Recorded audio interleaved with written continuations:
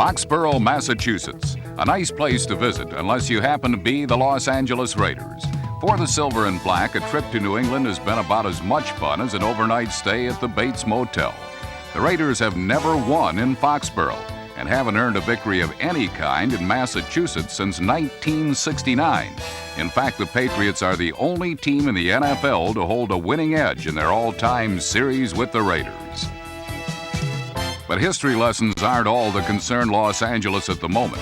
Quarterback Mark Wilson has been pressed into service due to an injury to starter Jim Plunkett. Wilson will try to generate an attack that has been struggling in recent weeks. The Raiders have lost 2 games in a row by decisive margins, and their defense, led by All-Pro Howie Long, who is himself a native of Massachusetts, hope to rebound. In their last 2 defeats, the Raiders allowed an un-Raider-like 70 points. There are 2 offensive weapons the Patriots will be relying upon against L.A. One is second-year running back Craig James, who leads the team in rushing. While James teams with Tony Collins to form the core of New England's running game, quarterback Tony Eason is the man who will try his luck against the Raiders' traditionally tough pass defense. A victory for New England would keep them in first place in the AFC East, while struggling Los Angeles must win to stay afloat in the Western Division. The previous records indicate the Patriots should win, but sometimes history has a way of not repeating itself. From Sullivan Stadium in Foxborough, it's the Raiders and Patriots in the NFL Game of the Week. On the Raiders' first play from scrimmage, the Patriots seemed determined to keep their Foxborough hex intact. Number 42, Ronnie Lippett, picked off Mark Wilson's toss, and within minutes, the Pats led 3-0 on Tony Franklin's field goal.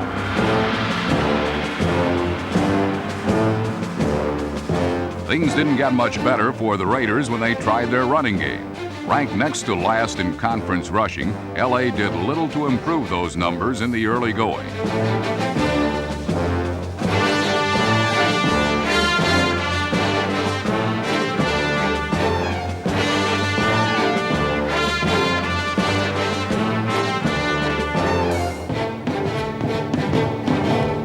With the offense sputtering, the Silver and Black defense literally took matters into its own hands and struck for the first of several key plays they would make in the game.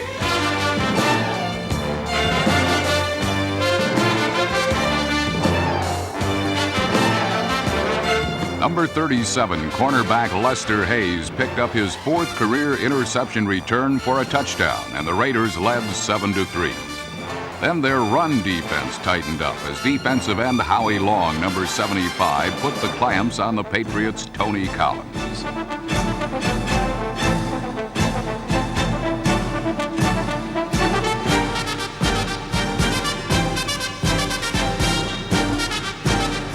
The rushing lanes appeared to be a bit congested, so Tony Eason decided to throw. His primary target was second-year wide receiver Irving Fryer, number 80.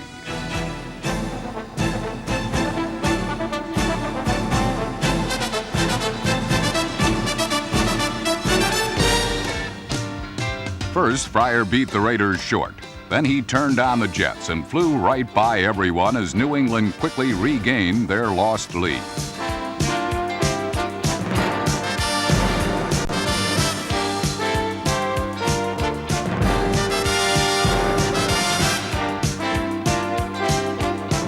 Fryer had been the top pick in last year's NFL draft, but 1984 had pretty much proven to be a lost season for the former Nebraska All-American. An injury had sidelined Irving, but now in '85, Mr. Fryer is ready to burn as he blazed a 40-yard touchdown trail through the Raiders' secondary late in period 1.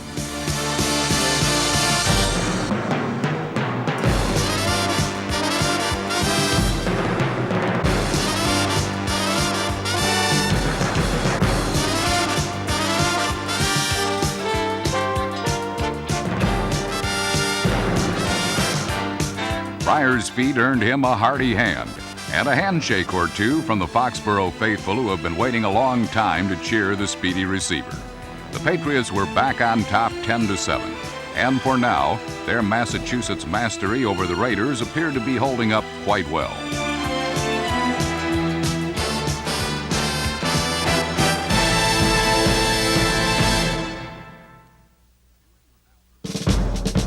New England had proven they could throw deep, and now the Raiders were anxious to show they could wing it themselves. Quicker than you can say okie dokie, Mark Wilson completed his first touchdown pass of 1985.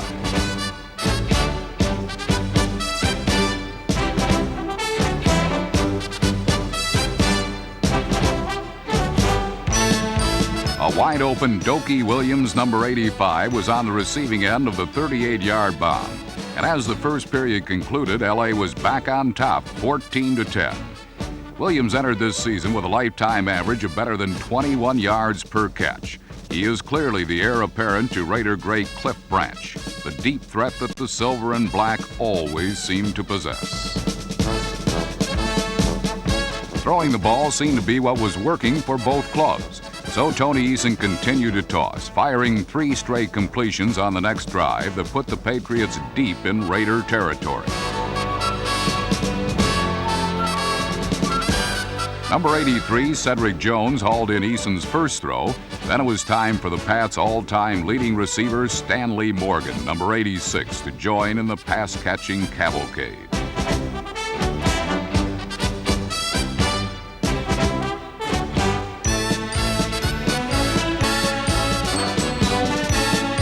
The longest gain of the march came when running back Tony Collins ran a circle pattern that easily beat coverage and picked up 36 yards.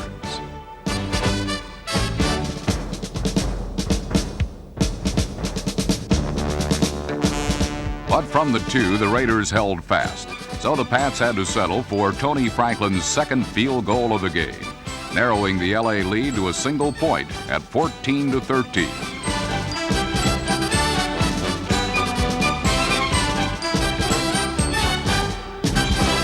Then matters only got worse for the Raiders as number 77 defensive end Kenneth Sims dropped Wilson for a loss. Soon after, the Raiders' special team simply dropped the ball, a miscue that would cost them dearly.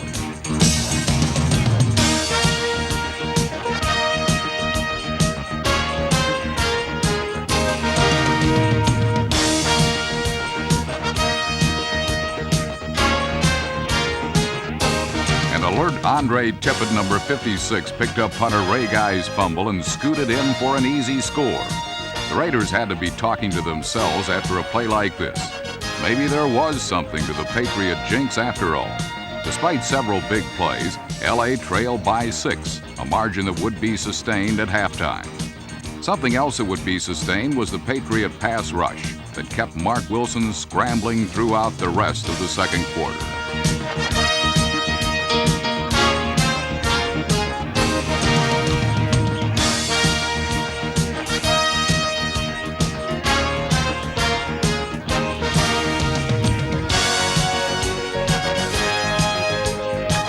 Wilson actually did a pretty good job of keeping damage to a minimum as he picked up some yardage on foot, but gained more when he scurried to safety, then launched passes to the league's leading receiver, tight end Todd Christensen, number 46.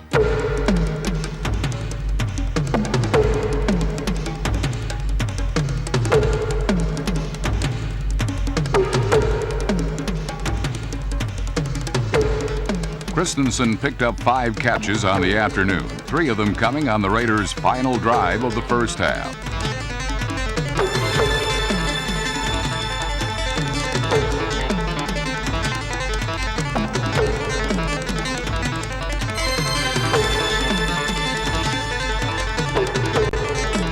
LA appeared to be very close to a go-ahead score, or at least the field goal, when Wilson spotted Dokie Williams for a sizable gain. But a holding penalty wiped Williams' catch off the books, and from there the Raiders were unable to threaten again.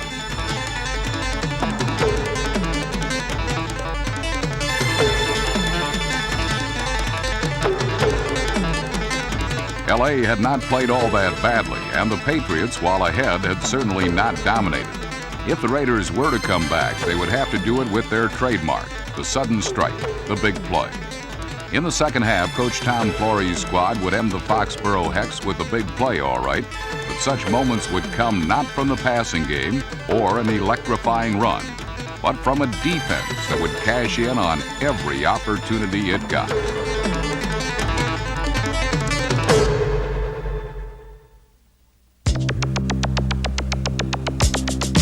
Trailing 20-14 at the half, the Raiders' defense took control of the game effectively and decisively in the final 30 minutes. Howie Long, Lyle Alzado, and friends stamped out New England's offense completely. It must have seemed to the Patriots that there were Raider defenders everywhere, and for most of the second half, there were.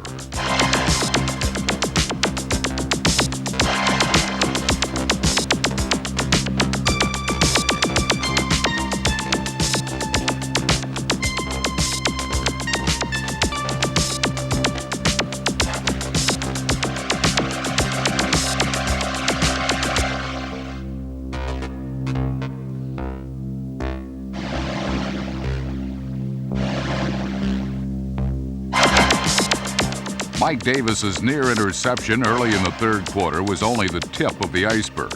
A Raider defensive avalanche would soon follow.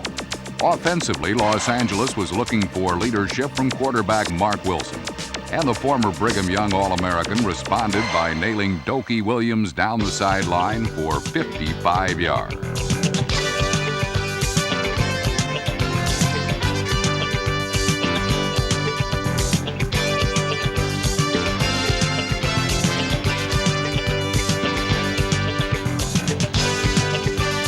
But misfortune soon struck Wilson. With 4 minutes gone in the second half, Wilson injured his ankle escaping from the Patriots' rush, and he was forced to leave the game. It was a tough pill to swallow for the Raiders' quarterback, making his first start of the season in place of an already injured Jim Plunkett.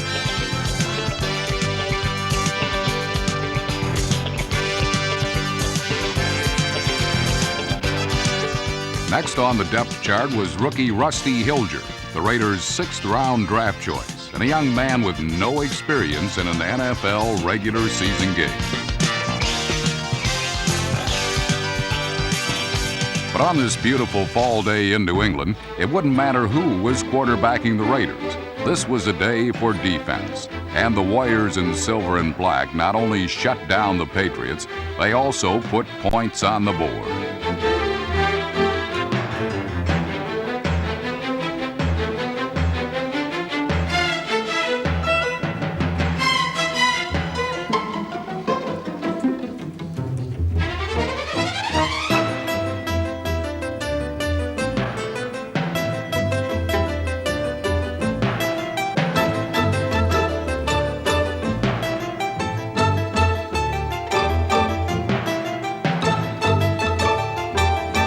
Lyle Alzado's fumble recovery in the end zone late in the third quarter put the Raiders ahead 21-20.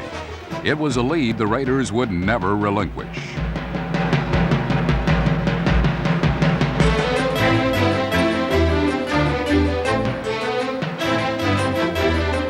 It was the second touchdown of the game for the Raiders defense, a unit that had been burned rather easily a week earlier by the world champion 49ers. But this was another day, and Raider pride and poise had resurfaced in a big way. With more than a quarter left to play in Foxborough, the defense was not finished yet. History may not have been on the side of the Raiders, but there's nothing like the present to make one forget the past, particularly when the present is a time for celebration.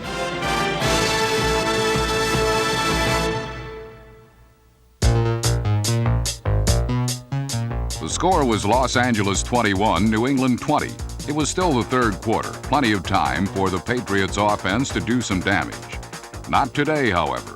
The major damage inflicted in this game was done by the Raiders' defense.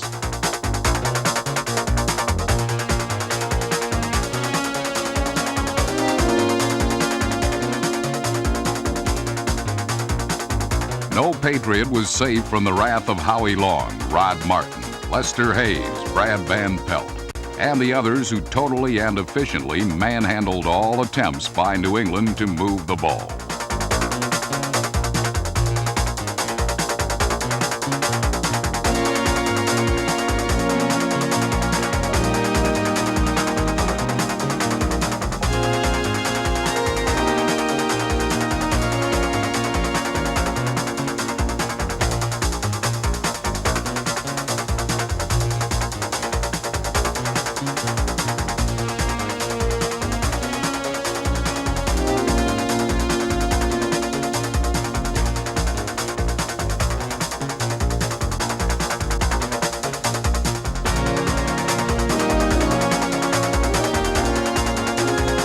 Patriots did not penetrate into Raider territory until late in the fourth quarter, when the outcome had already been decided. They were constantly forced to punt from deep in their own territory. And when they did, they were hurt by the returns of the Raiders' Fulton Walker, number 41.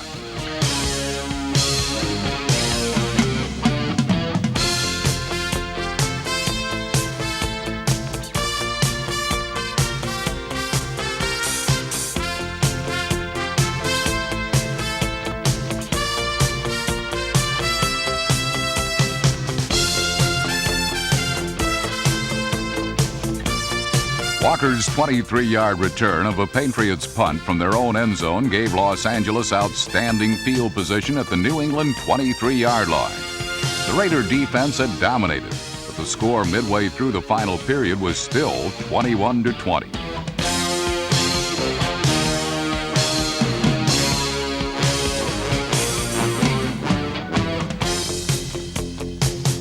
Rusty Hilger and the offense needed to get something on the board. The rookie no doubt had the jitters. His first 6 passes were incomplete. With that in mind, the Raiders ran 4 straight times, 3 by Marcus Allen, number 32.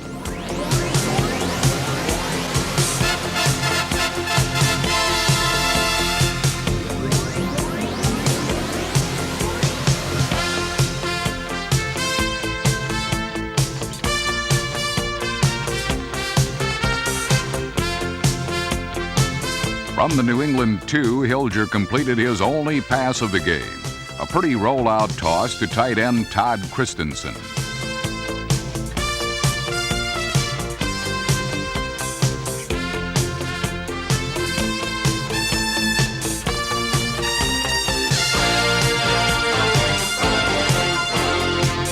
The Raiders had increased their advantage to 28-20 with the first offensive touchdown of the game since the opening period.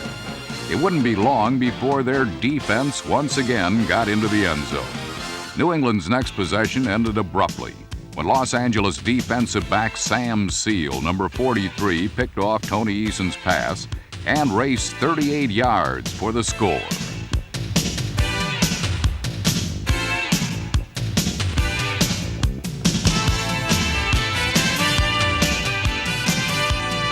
Seal's touchdown was the 3rd defensive score of the game for the men in silver and black, and it effectively ended the competitive phase of this contest, even though more than 5 minutes remained to be played.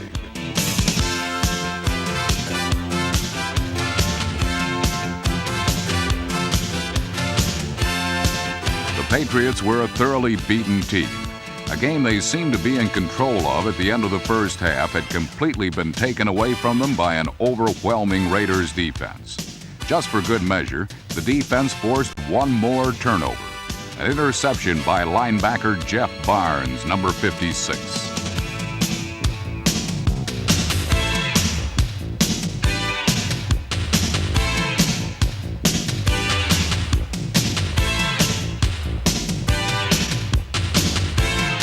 The second half at Foxborough had been Raider football at its best, highlighted by overpowering defense, physical intimidation, and opportunistic play.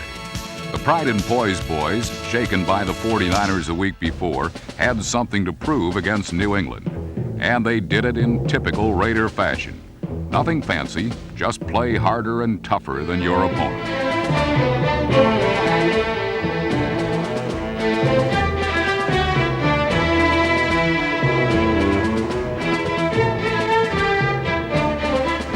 This was an important victory for Tom Flory's team.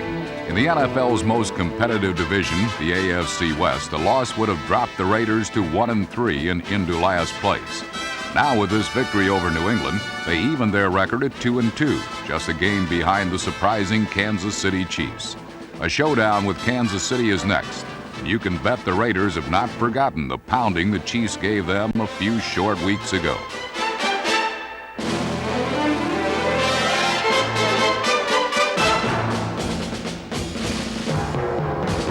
On this day, however, the Raiders finally put to rest the Foxborough Hex. Their first victory ever against the Patriots at Sullivan Stadium was earned by the defense. The final from Foxborough, the Raiders 35, the Patriots 20.